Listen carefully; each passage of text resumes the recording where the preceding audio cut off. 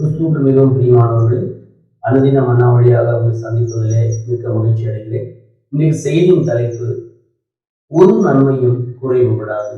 சங்கீதம் 34 10 சொல்கிறது, சிங்க குட்டிகள் தாழ்ச்சி அடைந்து பட்டினியா இருக்கும், கர்த்தரை தேடுகிறவர்களுக்கோ ஒரு நன்மையும் குறைவுபடாது.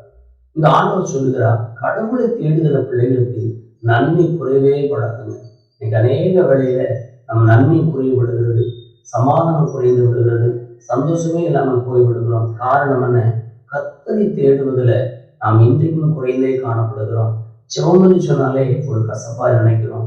சிவமொழி சொன்னாலே நாம் அதை என்னமோ நினைக்கிறோம். எனக்கு அன்பு தெய்வ பிள்ளைகளே, ஒரு மனிதனுடைய வாழ்க்கையில சிவம் இருக்குமையானால், கர்த்தரை தேட ஆரம்பித்து விட்டால் நன்மை எப்படி வரும்னே சொல்ல முடியாது.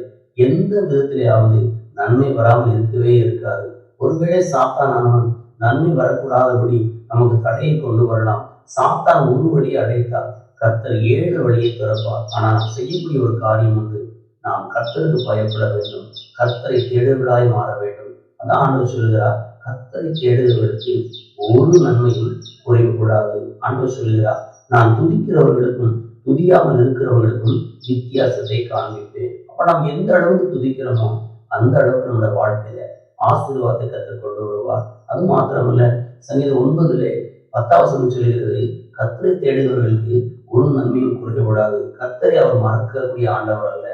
கர்த்தர் நம்ம வாழ்க்கையில அதிசயங்களை செய்கிற ஆண்டவர். நம்முடைய வாழ்க்கையில எந்த சூழ்நிலையில நாம் சோர்ந்து இருக்கிறோம், எந்த இடத்துல கவலைப்பட்டு கொண்டிருக்கிறோம், கவலையே நினைத்து கொண்டு நம்ம வாழ்க்கையில ஒன்றுமே செய்ய முடியாதுங்க. ஆனா இதுக்கெல்லாம் பரிகாரி கர்த்தர் இருக்கிறார். அவர் சமூகத்திலே கடந்து வந்து நீங்க காத்துன்னு ஜெபித்து பாருங்க, அனுதினம் அவரை தேடி பாருங்க, அவர் உங்களை கைவிடவே மாட்டாங்க.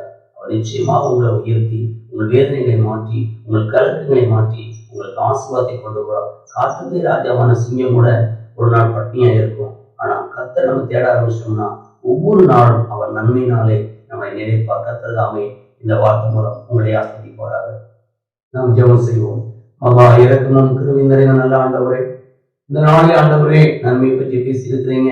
அப்பா, உங்களை தேடக்கூடிய காரியத்துல ஒருவேளை நாங்கள் குறைந்திருந்தால் ஆண்டவரே சோதரையும் ஒவ்வொரு நாளும் உங்களை தேடக்கூடிய பிள்ளைகளை எங்களை மாற்றுங்கப்பா.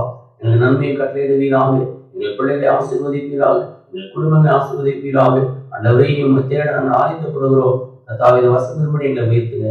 இயேசு மூலம் வேண்டுகிறோம் எங்கள் ஜீவன் நல்ல பிதாவே. நேர்களே, மீண்டும் இயேசு நாமத்தில் வாழ்த்துகிறேன். தொடர்ந்து வசனத்தை சொல்லி ஜெபம் பண்ணுங்க. கர்த்தர் உங்களை ஆசீர்வதிப்பாராக. ஆமென்.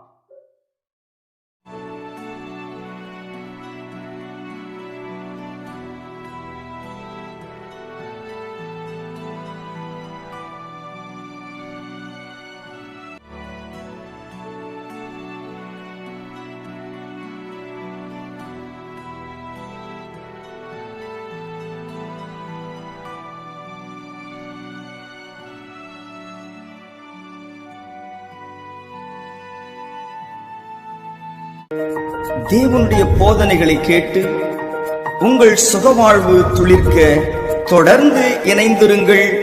உங்கள் கிரேஸ் டிவி.